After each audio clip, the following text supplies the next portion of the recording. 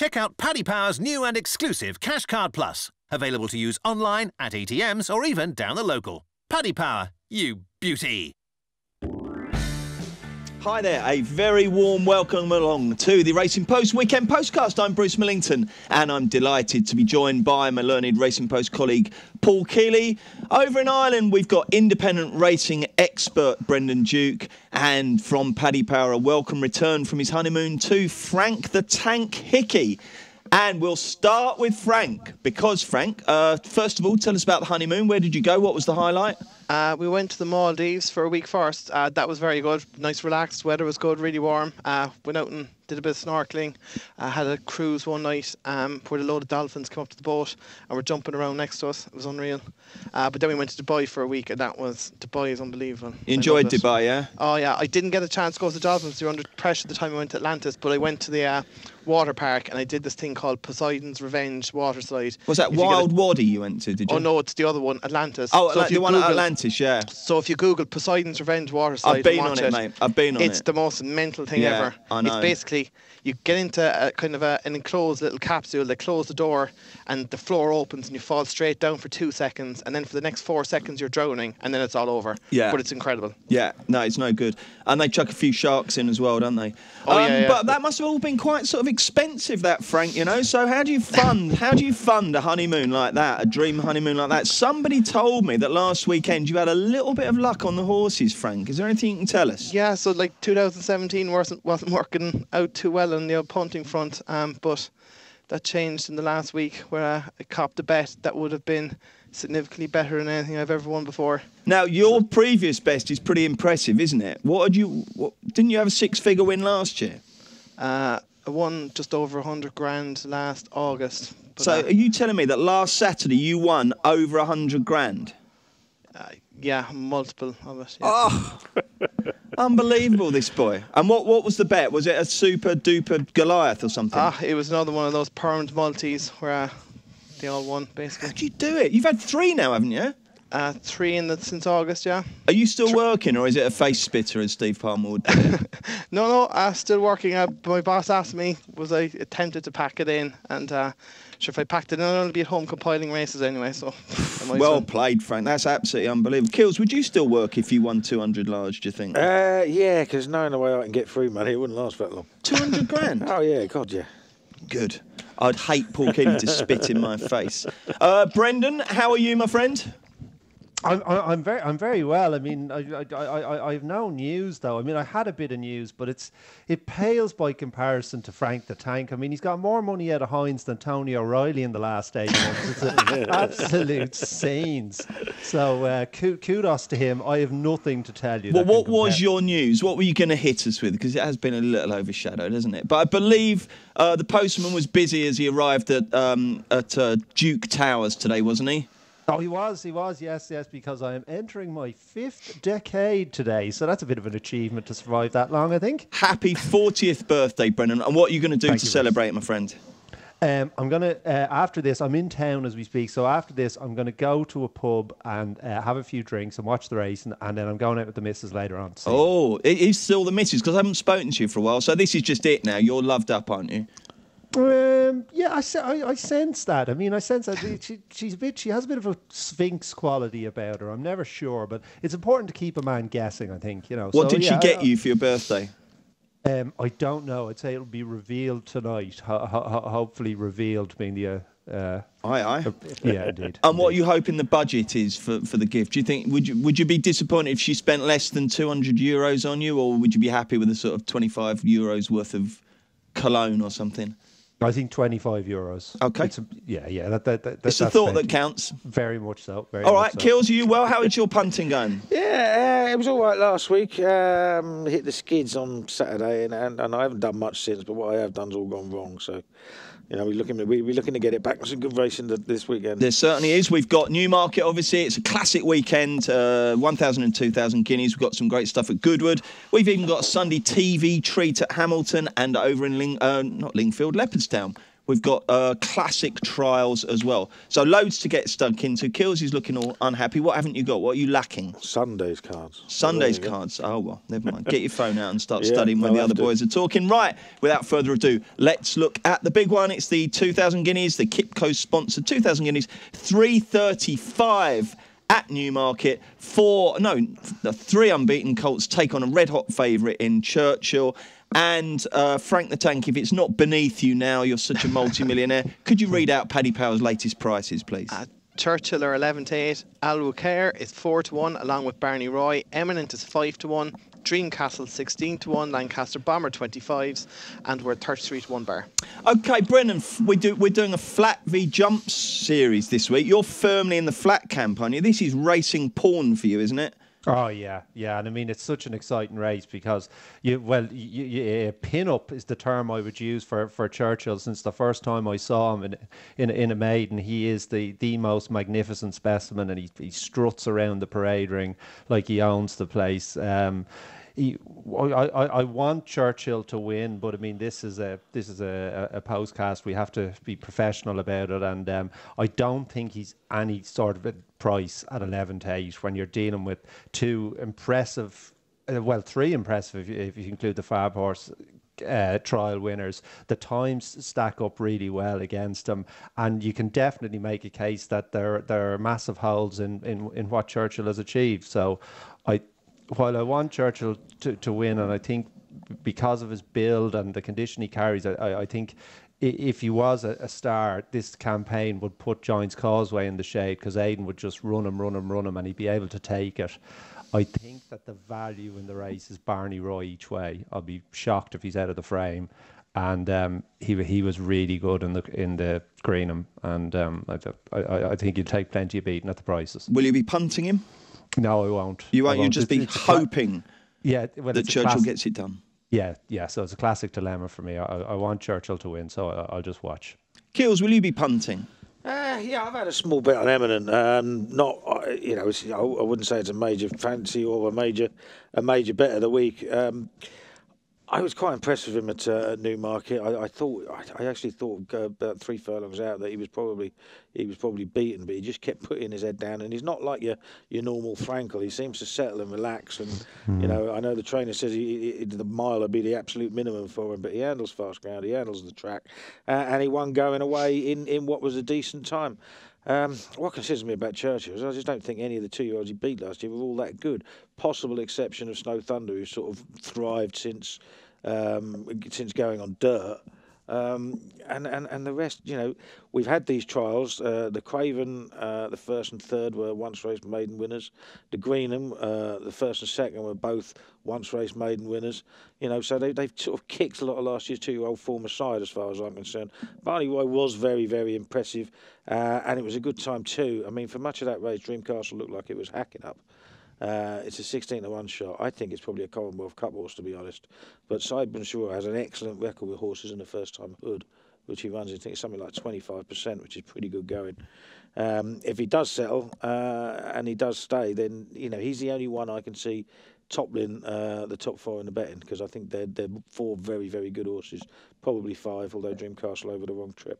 Righty-ho. Frank, have you had time to study up, or is it all just a blur and a whirlwind of expensive champagne? I got there hasn't been a drink taken, Bruce. No way, come off it, don't lie. I swear to God, that'll change this weekend. But I've been working all week. But I got back in time from Dubai to see the Greenham, and while Dreamcastle moved like an absolute superstar for about 6 1/4 furlongs, I couldn't help but be blown away by Barney Roy. And then when you see the clock back it up, what your eyes think they've told you, I think this is an absolute good thing. Now, I agree with Brendan. If you're on the conservative side and you're punting, if you back each way, worst case scenario, you'll get your money back.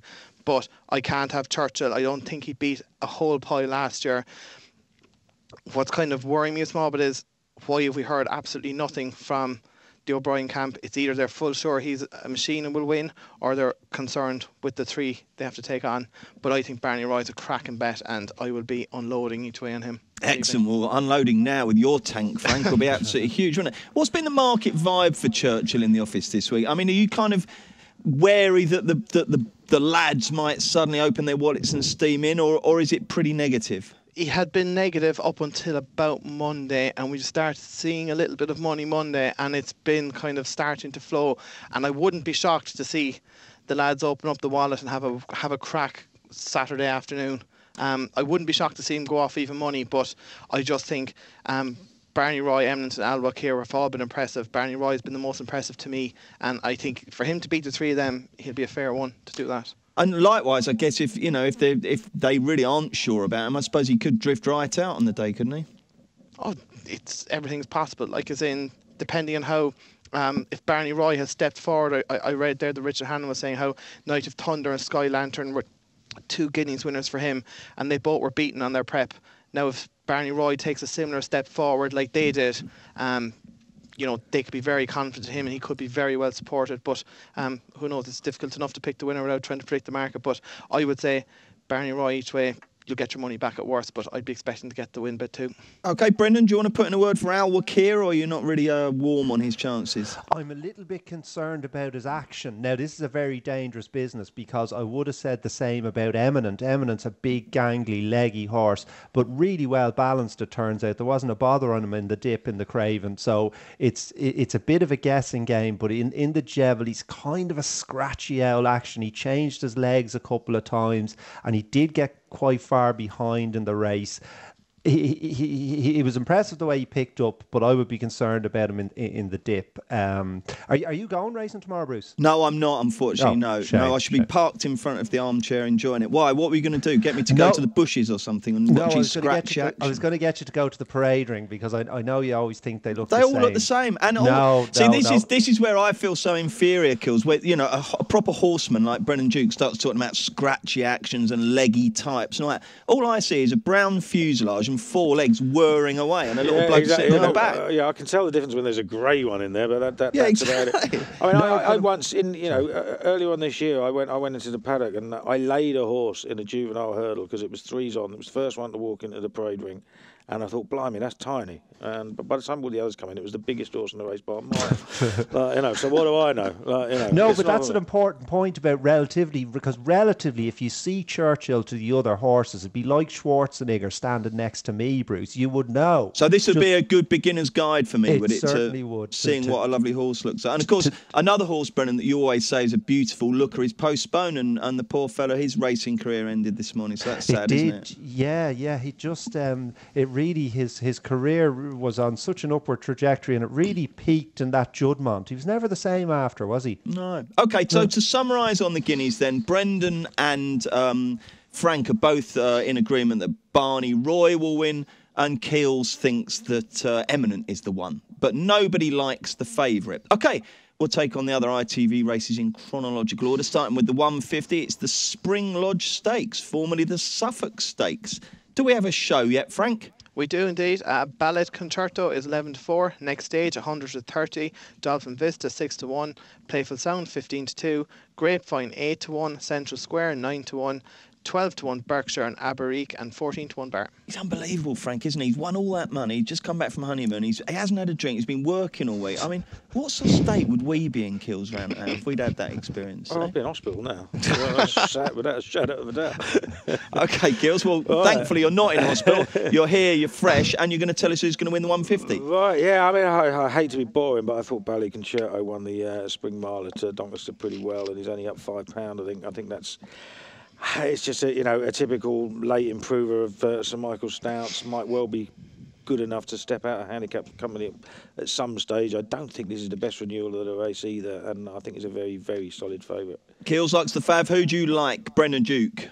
Yes, I like the Fav as well. I would have been really interested in Playful Sound if Ryan had chosen her, because she looks like an animal that Stout would do really well with as a 4-year-old as well.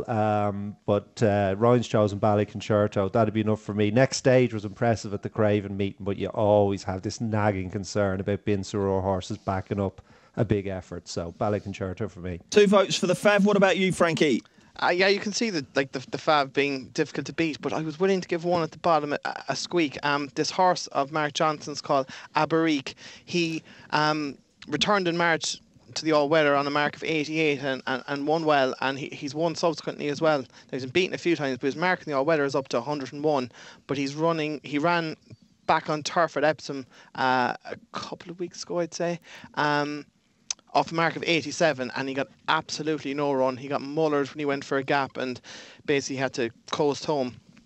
But for a while in that race, it looked like he might play a part, and that Andrew Balding winner Barocco looks progressive enough. Look, he's probably not as classy as some of these, but you wouldn't be shocked to see Mark Johnson win a handicap with a type like this. The fact he's a stone higher in the all-weather, I'd be willing to give him a squeak. He's about 14-1, so I'd be having an each-way bet. And Keels, if Berkshire wins, do you think Churchill's backers will think, oh, that's good news, because he won a Chesham as well, didn't he? Because Chesham winners don't tend to do a great deal, do they? They don't always know, and it's funny. But Aidan O'Brien sort of had a history of running horses in the Chesham that didn't turn out to be all that good. And then this one comes up, and obviously he's a good horse. I'm seriously considering place laying him though. Okay. 220, really competitive. It's the Longholes Palace House Stakes. It's a Group 3. The sprinters are out, and it's 5-1 the field, isn't it, Frank? It is. It's 5-1 Profitable, 7-1 Marsha, 8-1 Muthmere, and Washington DC, and Priceless, 9-1 Ornate, 11-1 Kimberella, 12-1 Dancing Star, and we're 14-1 Bar. Take it away, Keels. I got quite excited about the chances of Ornate here. I think he's a decent 2-year-old for William Haggis. He finished second in the Flying Childers, and he started last season not so well, but got better towards the end. And he's since been moved to Robert Cowell, who's sort of known as the king of the sprinters. And first time up this season, he's run over 6 furlongs at Newmarket in the Aberdeen. And beaten a length by Brando, but he stumbled in the stalls. He then made the run in at a pretty solid pace. He had everything else beaten out of sight with a couple of furlongs to run. The only one still going was Brando, who I think will be a proper Group 1 performer this year. And I just think he's a 12-1 shot. He'd be each way with those form figures, wouldn't he? Yeah, exactly. Each way with those form figures. But I think he's a decent horse, improving. That on Racing Post ratings was the best race he's ever run. First time up after being gelded. He's only going to come on for it. He will appreciate dropping down a furlong as well. I think he's got a big chance. Brendan, are you attacking this race with zest and relish? Certainly not. I'm going around in circles, which is very inappropriate behaviour for a sprint race, but they're so closely tied in. I don't think Marsha can win with the penalty. That's really tough going. I ended up with Priceless, but Kirby isn't riding that. He's deserted her to go and ride Profitable, which I suppose is understandable, won the race last year, but she was so impressive on her comeback in Bath, albeit in a fillies and mares race. But to win a stakes race by that far, she's not exposed. Cox is flying. I think she's a little overpriced based on the fact that Kirby isn't riding her, so she'd be the one I'd chance in a bomb site race. What about you, Frank? Yeah, there was 2 interesting me here, and I agree with Brendan. Priceless looked like she'd really come on from 3 to 4 when hosing up a Bath. Like in Sylvester de Souza being on it is no negative. I know Kirby's unprofitable, but it's hard to get off a Group 1 winner. I'd be willing to give her a chance. And there's one that ties in with her on a handicap run last July. Dancing Star beat her 3/4 of a length, I think, giving her £1. He disappointed when 7-1 for the Betfred Sprinters in Haydock, or the Spring Cup, is it? The Sprint Cup, yeah. The Sprint Cup, yeah. The unsponsored Sprint Cup. Yeah, the unsponsored. So it's like that was on soft ground, which would be against him. But again, we don't know how he's done from 3 to 4. But if he's taken a step forward, I think he could play a part. And I think Priceless is 8-1 and Dancing Star is the best price 16. I'll probably have a nibble off both of them each way. Okay, the 255, it's the Dunedin Jockey Club Stakes, Group 2, 1.5 miles, and warm favourite here, Aidan's Seventh Heaven, Frank. Yeah, Seventh Heaven's 11-10. Across the Stars 3-1. 1 Foot in Heaven 9-2. Galapet 6-1. Cleonte 20-1, and Pinzolo's 50-1. Is the jolly a good thing here, Keels? Well, normally with an Aidan O'Brien one making his reappearance, you'd say no, but she's not. She's run at Maidan. She ran well. She'll love the fast ground. I don't really see what's going to beat her. I think she's different class. Okay. Different class, the favourite, Seventh Heaven for Keels. What do you echo that emotion, Brendan Duke? Yeah, she could be, but I'm not sure. I'm not sure she's that good, and she's got a penalty to carry across the stars. I mean, the middle distance 3-year-olds last year looked to be certainly a below average crop, so I'm not that interested in him.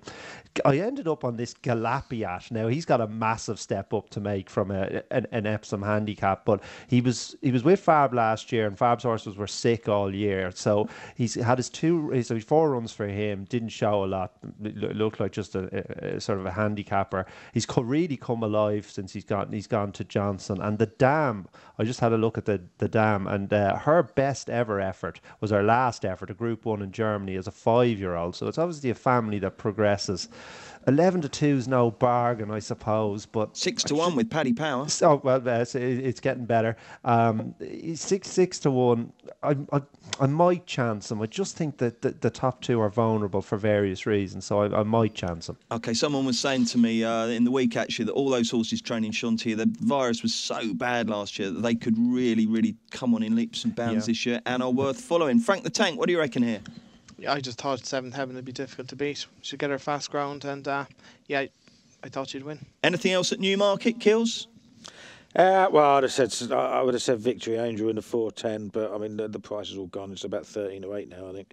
Okay. It just looked all over a Group Race sprinter when it won at the Craven meeting, despite being very weak in the market, because it was about 5-6 to 4 in the morning, went off 11 to 4, but absolutely hacked up and putting some decent finishing splits as well by all accounts. It'll win, but not much of a price. Brendan, anything at Newmarket for you to play up the Barney Roy money? Yes, I am having a little bet, and it is in that 4:10. Victory Angel, again, like Frank said, when you see something with your eyes and the clock backs it up, the clock says this is definitely a stakes horse, and he was running off 81. He's got an £11 rise. It probably won't be enough, but there's one there, Smoky Lane. He's 25 to 1, and he ran really well in Sandown the last day. Just didn't get a run when he needed it, and there's another horse in the race, Queen and Waiting, beat him. I think he'll turn it around with Queen and Waiting, who's about a 10 to 1 shot. The step up and trip will be very much to his advantage. David Evans on Guinea's Day, no one's going to back this. It could be any price. Smoky Lane each way. I think he'll run well at a price. Your army of followers are bound to force that price down. Frank, what else do you like on the Newmarket card? Yeah, and that race as well. Victory Angel, she's very impressive. The £11 mightn't stop her, but I was willing to give a squeak to the Wagon Wheel, 8 to 1 each way. Won his first 2 races, including a big sales race at York last year. Then he went and he disappointed at Goodwood, but he came back then for the Red Car Listed Trophy, and it was only beaten half a length. He's running off 85 here. If he could replicate that Red Car run, I think he could go close enough if the Fab is beatable. But there's one, I think, now it's not a big price, but Son of the Stars in the 520. It won a chance for last time handicap, got £8 for that, but the second was Prosper, who won a conditions race at Ascot on Wednesday, beating Ice Spire. I think this is still chucked in. This will win. And Paddy Power 6 to 4, Son of the Stars. That's the banker of the day, is it? Well, we'll do the naps in a minute, but that's that one you're very confident on, Frank. Yeah, I think that'll win, yeah. Okay. Do you ever have Wagon Wheels, Kills? Not for years. No, we get them, right? And I found out last night, this is really weird that you mentioned the Wagon Wheel, because I had a big argument last night in our house, because it turns out that my wife hides the Wagon Wheels from me. There's a hidden chocolate cupboard in my house. I only just discovered it. Well, it wouldn't surprise me if there's about 3 of them in mine. It's called the fridge. Right, okay, competition time. The winner of the free bet on Monday, we asked who was the Irish champion trainer following Punchdown last week. Of course, it was Willie Mullins after his Titanic battle with Gordon Elliott. Congratulations go to Daniel Durham from London, who wins a £25 free bet from Paddy Power. And there will be another chance to win on Monday's show. And don't forget, with Monday now, it's Super Maddie, the teen sensation. It's her gig now. She's going to be hosting all the Monday podcasts. So listen in on Monday when Maddie will give you another chance to win a free £25 or €25 bet from Paddy Power. Introducing Paddy Power's Hot Trot Jackpot, their new free-to-enter horse racing competition. Every Saturday, pick 5 horses in a free Lucky 31 bet for your chance to win the guaranteed £10,000 jackpot. TNCs apply. 18+. BeGambleAware.org. Have you worked with Maddie yet, Brendan? Have you done a postcast? Yeah, that must make you feel really old, doesn't it? You're 21 years older than Maddie.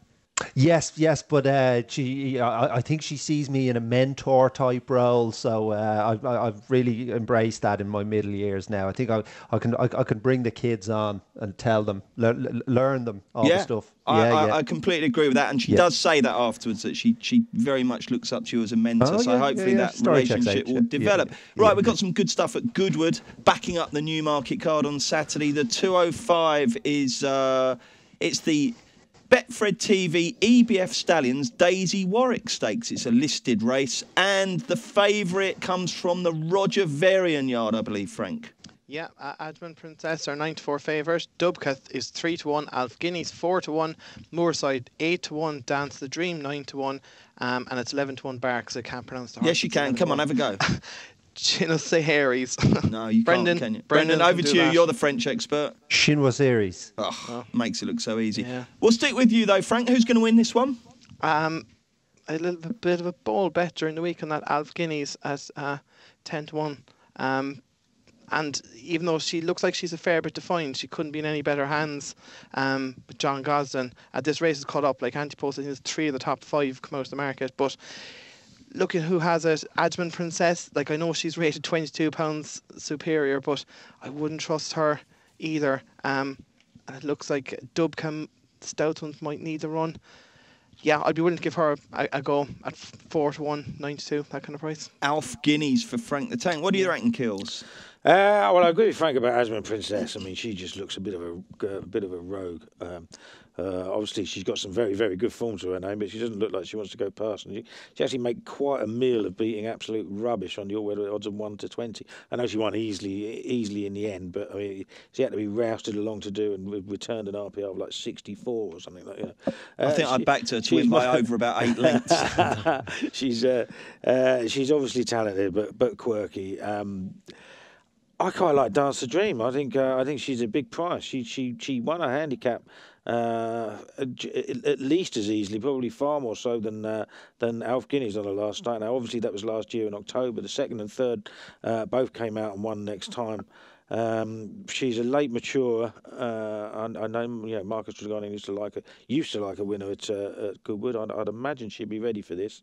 And she just looked like she was going forwards fairly quickly last year. So you like Dance the Dream. Frank likes Alf Guineas. And Brennan, who's your selection? I would go for Alf Guineas as well. As Frank says, we've missed all the prices. He hasn't. Definitely. She definitely needs to step up, but at least the third in the handicap the last, they did go and bolt up in a maiden since. She's by Sea the Stars, so the 2 furlongs will definitely be a help. I mean, as the lads said, the Ashman mark is a unicorn mark. Dubka and Shinwa Series, I think the ground will be quick enough for them. So it's kind of a process of elimination job, but whether we can back it now that Frank's burgled all the price. Like I say, he hasn't got enough now. I know, exactly. It's unbelievable, isn't it? Yeah. I know. He's even smashing up all these midweek big prices. Right, well, good luck with the 240, the Betfred treble odds on Lucky 15's handicap, because there's no end of runners and it's pretty wide open. And good luck with pronouncing the favourite, Frank. Zwayan 7-2, Charles Molson 7-1, Lightning Charlie 15-2, Ice Age 8-1, Susie's Connoisseur 11-1, Roland Rory 14-1 or 12-1, Toofy's also 12-1 along with 50 Shades of Grey, and it's 14-1 bar. Right, Kills, this is the moment where you clap your hands and say, right, listen in here, this one's going to win. Yeah, I wish I had. It was this race last year, funny enough, where I sort of found one. But oh, yeah, the Hughes horse. The old Russian Realm, ridden by Shane Kelly. And Shane Kelly rides a horse called Godspeed, who has got a chance, although a bad draw. It seems to be improving. But the one I like is Toofy. Now, he was a project that Robert Cowell couldn't reinvigorate last year, and he dropped about £10 for him. The last 4 runs were particularly bad, but I didn't think he ran that badly first time up for John Butler at Doncaster last time, over 6 furlongs. He sort of got in a little bit of trouble at halfway and was on the wrong side of the track. And I thought there was enough promise in there. I mean, Racing Post Ratings said it was better than his last 4 starts anyway. And he's worth another go at 7 furlongs. It's a while since he run in it, but he's run well at 7 furlongs, second in a listed race to Coulsty a couple of seasons ago. And, obviously he's been second in the Stewards' Cup here, so he handles the downhill. And, he's a hold-up horse, so drawn 11 is, neither here nor there. He's going to be dropped in anyway. And I just think he's quite interesting. There could be a fair bit of pace in there. We've got Medburn Dream and Roll on Rory who like to go prominently at least. And there's a couple more in there make music as well. So 16 runners, Brendan. 16 declared. What price are you that we have 16 runners start the race? I would say it's about 4 to 7. Really? Well, given the prize that's on offer. It's a fair prize, isn't it? It's a fair prize. Okay. It has to stand up more often when there's a fair prize. OK, well, let's hope you're right. Who's the bet, Brendan? It's tough. I came down in the end on Susie's Connoisseur, who ran very well in one of these good 7 furlong races in Goodwood last year. There's a couple of pace angles in the race, which is important. Should get a decent pace to run it. Now, is a horse that tends to find trouble. Has to be ridden for luck. So hopefully the Muskrat will do that, and perhaps we will get a break. It's had its last 3 runs, unlucky in the run, 1 unlucky in the run. So perhaps that sequence will continue tomorrow. Jolly good. Frank, who'd you like? I think I might have found one, but... Oh, excellent. Oh, yes. Yeah, at a price. I just was on there. I was on backing it. But the Warrior was 9-2 favourite for handicap here over 7 furlongs off America 94. That run last year was last May. So this time last year, he was running off 94 and went off 9-2 for a race at Goodwood. He came back to Goodwood in July off 85 and was beaten 1.5 lengths, running them down late, but just couldn't get there. Now, he's off 86 here tomorrow. His draw is fine. He travelled really well at Linkfield last time over a mile, but the mile just stretched him. I think 7 furlongs his trip. Returned to Goodwood. Amanda Parrott does well enough here. This is 20 to 1 in a place. That's a bet each way for me. Hopefully the 4 places will stand up. The Warrior. OK, great. Anything else on Saturday that you want to put up that isn't your nap, Keels? Yeah, quite interested in the 3.15. The early prices have Vibrant Chords as quite a short price favourite, having been unlucky at Newmarket last time. But if you look at his record, he's always unlucky. I'd rather sort of keep it simple. And Step a Point. That's the 3.15 at Goodwood, folks. Yeah, 3.15 at Goodwood. After Step a Point, after winning at Windsor, William Muir said afterwards, he had a heart problem a couple of years ago. I said to the owner, it'll take a couple of years for him to come back, and I'm still hopeful he'll get back up to group level. Now he's running off a mark of 89. So if William Muir is anywhere near right, then Step a Point has to go very well. And in the Thirsk Hunt Cup, which I can't tell you what time. I'll get the time. You say what the Thirsk Hunt time. The bottom one, Reaver. I thought that one very, very well last time out for Eve Johnson Horton, who hasn't had many winners so far this season. She said all her horses were behind. So the fact that he won first time out, it's only up £4.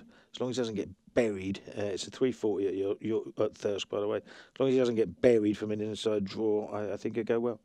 OK, give us the name of the horse again. Reaver, right at the bottom. Oh, yeah. OK, right. Brennan, anything for you that isn't your nap but you want listeners to know about? No, afraid not. OK, and Frank, same question to you. The 135 Goodwood, a horse of Gary Moore's called Art of Swing, made its handicap debut last year at Kempton. Absolutely hosed up by 5 lengths, unchallenged. Didn't come off the bridle, really. He's got £9 for that. I'd say that's lenient enough. I think he will go very close in the 135 at Goodwood. Right, nap time. This will not be beaten. Keels, love you though I do. And Brendan, you're the birthday boy. But we've got to start with red hot Frank the Tank Hickey. 5.20 Newmarket, Son of the Stars. OK, Brendan? Oh, I'm so conflicted here. I mean, it's just because I thought it looked such a difficult day. I couldn't find a lot of bets, so I decided I'd go with the David Jennings principle. Just find a winner. Don't worry about the price. And it was Son of the Stars at the 5.20. That's fine. That's fine. You can both go for the same horse. Okay, and Frank's taking it. Okay, well we can both go for Help the Ages, Son of the Stars, 5.20. Okay, Keels. Yeah, I'm going to go for a bit of value. I think Ornate will turn into a proper Group 1 sprinter this season, and we'll go for him in the 2.20 at Newmarket. Great. Let's look at Sunday's racing next.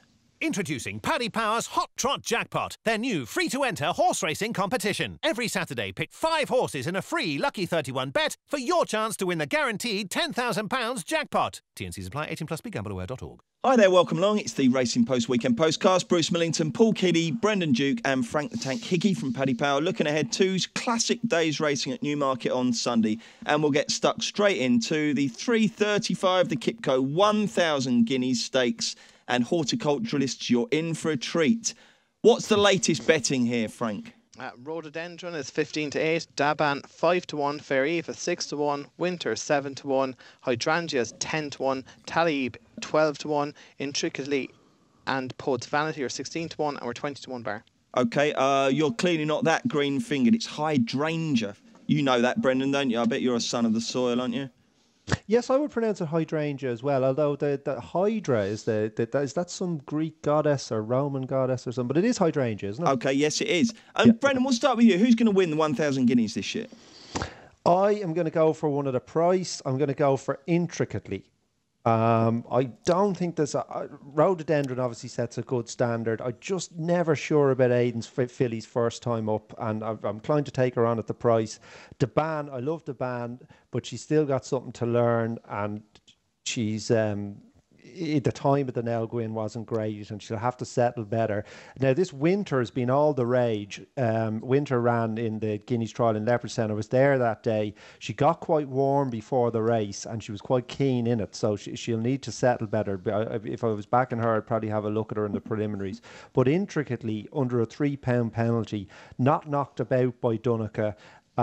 She 7 furlongs was too tight for her. She was running on at the end. I think at around 16-1. I think Frank said around 16-1. She's worth a bet each way.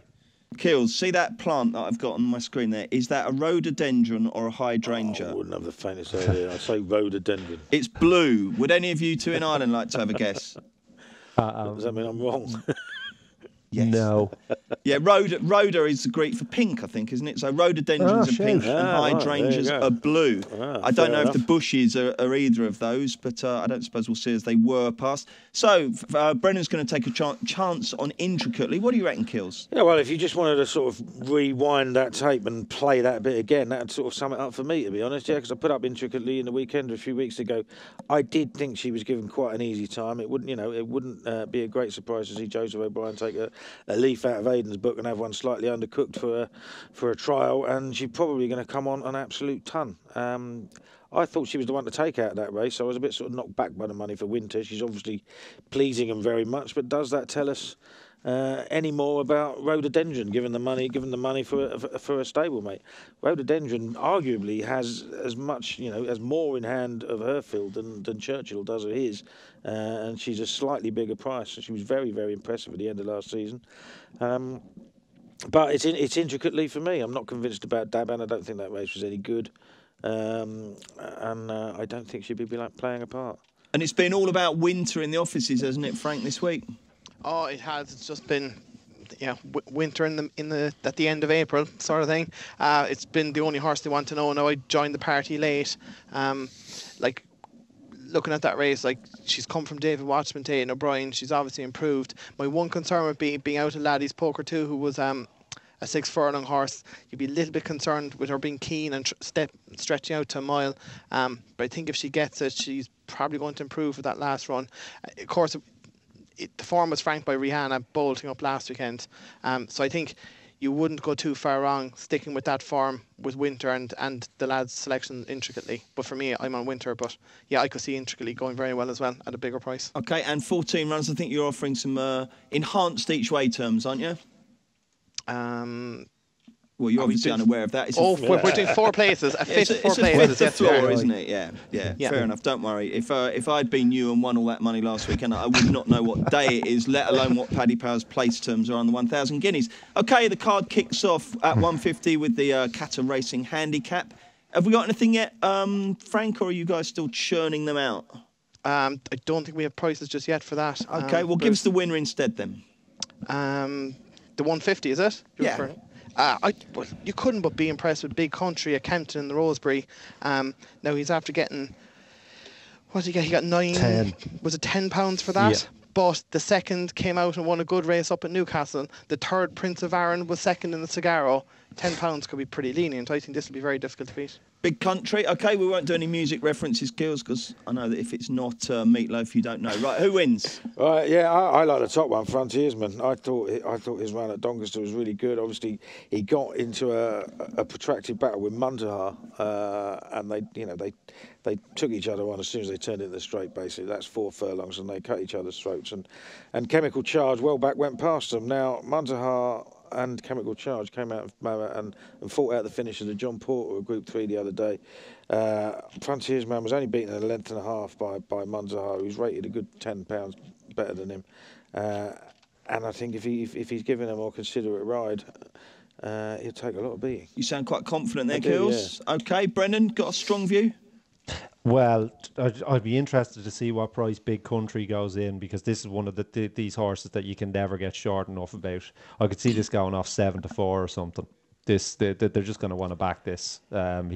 He looks, in fairness, Paul's Angle, he's already made money out of that Doncaster race because he put up Muntaha. So perhaps there's something in that, but Big Country just... He just stands out in the race. I can't get away from him. You're no shorter than 2-1 with your betting strategy, Brendan, aren't you? So if he was 2-1, would you get stuck in? I think I would. I mean, even 2-1 looks short in a handicap, but he just laughed at them in Kempton.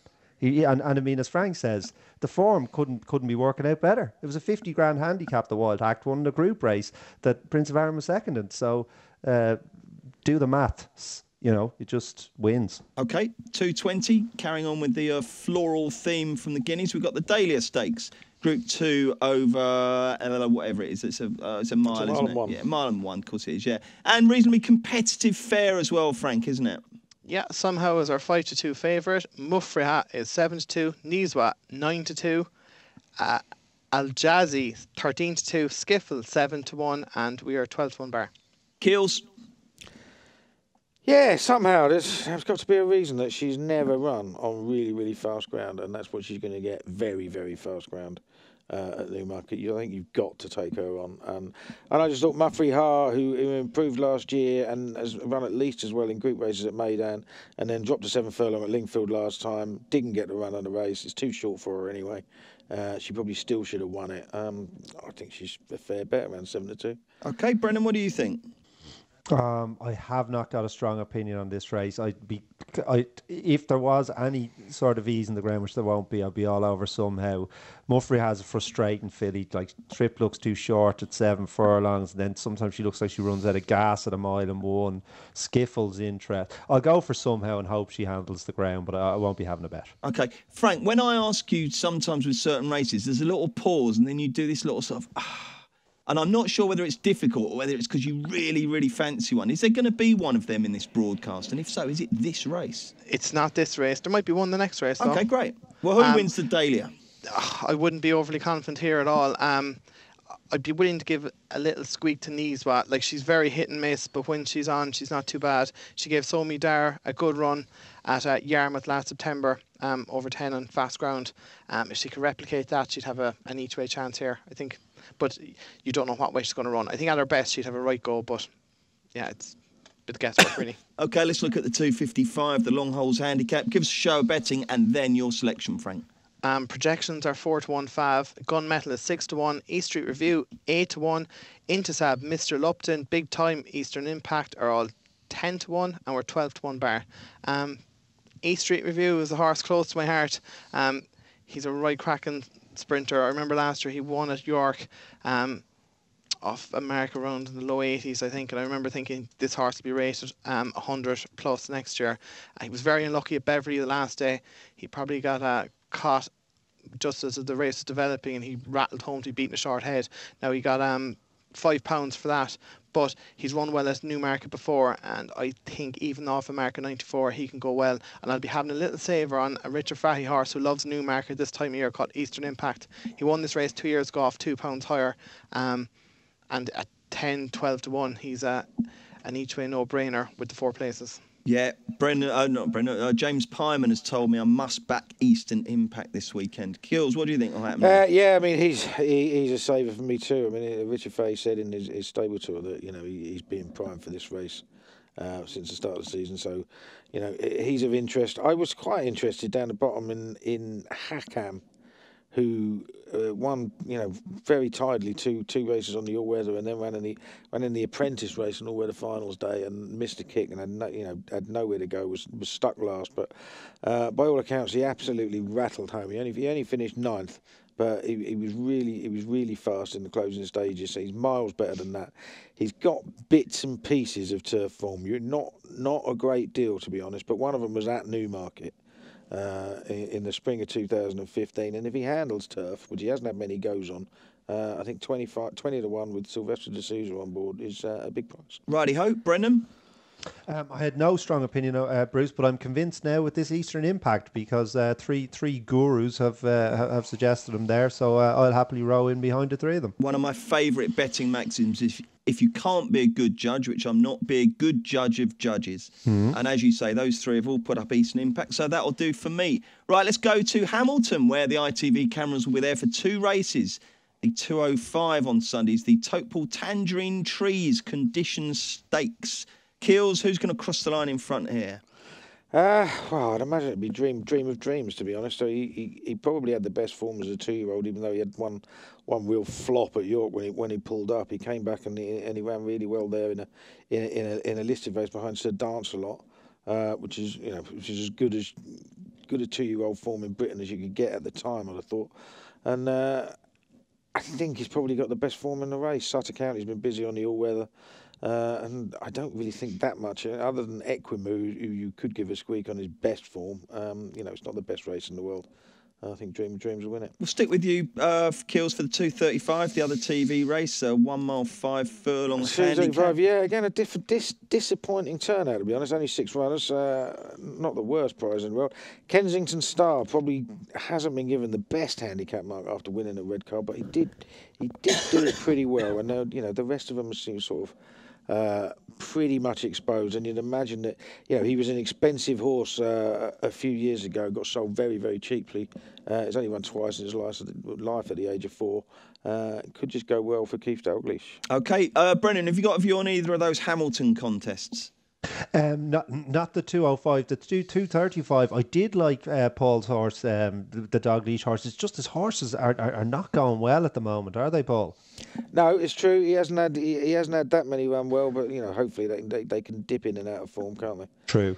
Well, I say that when you want to try and shore up your own case. When you find one you want to take off, trainer's badly out of form, isn't it? Yeah, maybe. Yeah, no. I basically, because the 2 Dalglish horses in the race, I was just looking for something else. So Sanocki and Star, because he's got such a class edge. I think he's 8 pounds ahead at the top of the handicap. He was my one, but perhaps there are flaws in my logic, as Paul says. I doubt it. You're a very logical man. Frank the Tank, anything at Hamilton before we move on to Leopardstown? Yeah, no strong opinion on Hamilton. Okay, let's get stuck into Leopardstown then with some decent stuff here. We've got the 1,000 Guineas trial, the Derby trial, and the Amethyst. Let's start with the Amethyst, the Group 3 sprint at 2:10. And I guess you got a show of betting for us, Frank, haven't you? We actually don't yet. You don't? Okay, well, give us the winner instead then. Jesus, it's a tough one. It's a good race, isn't it? It is a very good race, but it's very tricky in the betting front. I'd probably take a chance on Jim Bulger's Tribal Beat. He disappointed on Champions Day last year, but he was very well supported that day. But if you go back to the time before, he won a Group 3 over this course and distance, beating Cougar Mountain.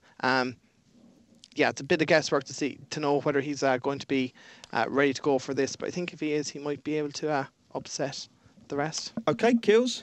Yeah, I mean, it was Tribal Beat for me. He looks like he's a horse that's had problems, but when you've got those horses, they tend to get them fit first time up, and that's what happened last season when he came out and he didn't just beat Cougar Mate, and he won quite readily. And next time flop. So I'd imagine, given his problems, he'll be ready, and he's probably the best horse in the race. Brendan. Yes, like the lads, if Tribal Beat repeats his comeback of last year, he wins. Brendan, will you be on a birthday outing to Leopardstown on Sunday, do you think? I will. I'll definitely go to Leopardstown. And the last time I was there, actually, for the Ballysacks, I'm sure we'll discuss that later, I met perhaps our youngest podcast fan. Oh, really? Yes, young Rory Tully. Now, I'm not a great judge of children, but I pitched the over-under at about 8.5. And he went up and he told me that he's a huge fan of the Postcast and he listens every week. Oh, brilliant. Okay. Good man, Rory. We need all the fans we can get. Excellent. 2:45 then, Brendan. We'll stick with you. It's the Derringstown Stud 1,000 Guineas trial. Is the 1,000 Guineas, Irish 1,000 Guineas winner in this field? And if so, who is it? No. This looks a poor renewal. Okay. Who wins the race then? perhaps Pearl de la Mer. She looked a real nice filly in 2 runs last year, won a maiden and 5th in a Group 3. She's untried on quicker ground, but the way she moves in her pedigree suggests she'll improve for her. McCreary's absolutely flying, and this won't take a lot of winning. Pearl de la Mer for Brendan. What about you, Frank? Yeah, again, it wasn't a race I was overly gone with, but I'd probably just give the vote to Holy Cat with Pat Smullen riding. She was absolutely smashed up on her debut at the Lep last year for a maiden, and she won well. Went to the Curr and was beaten by Intelligence Cross. There's no disgrace in that, and she went to Newmarket then for a Group 1, the Shively Park, and she was put in her place. But this isn't a real Group 3, I would think, and I think she'd be the token selection for me. The Lep, I love that. I'm going to start calling it the Lep. Yeah. Who do you think will win this one? Yeah, I'd be the same with Holy Cat. At least there's a bit of intent to run her in the Chieveley Park last year. It's just they think she's up to Group class. I mean, the rest, they are lucky to be running in a Group 3 without decent horses in it.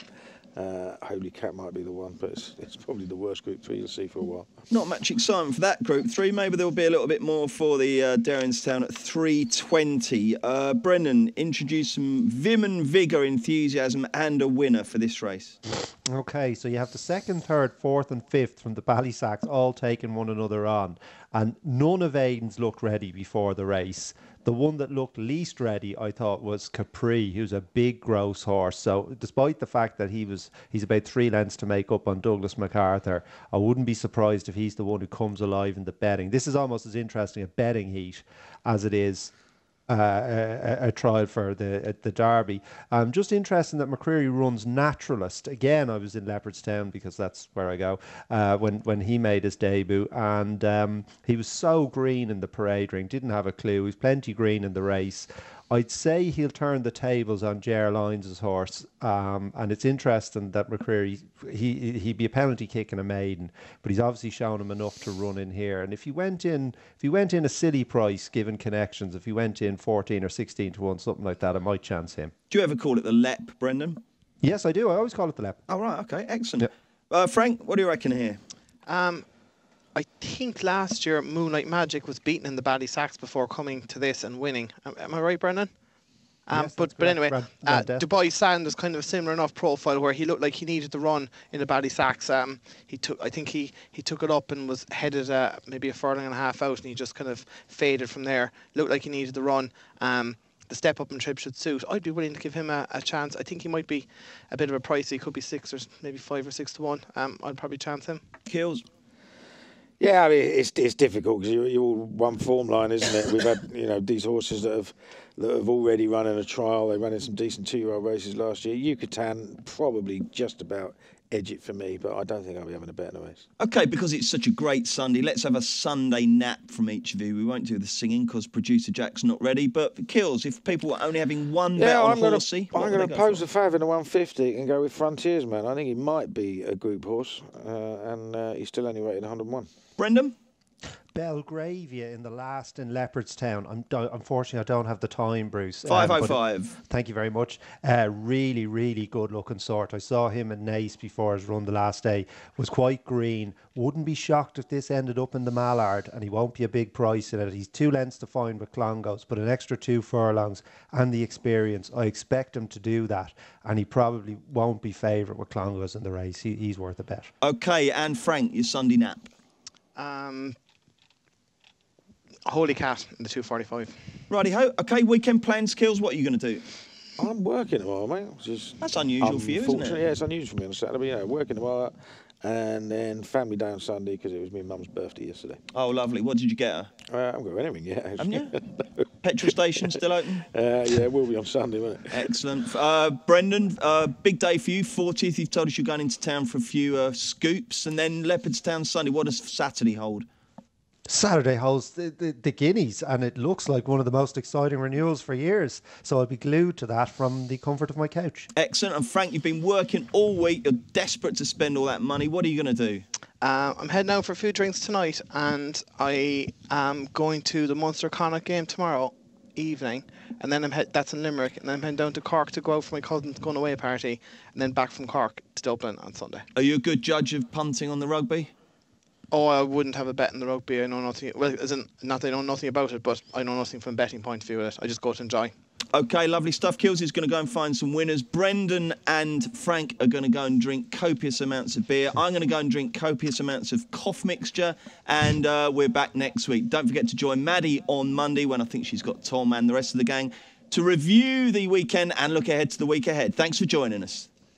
Paddy Power stream all UK and Irish racing live on your mobile, tablet or PC. Unlike some other high street bookies, Paddy Power, you beauty!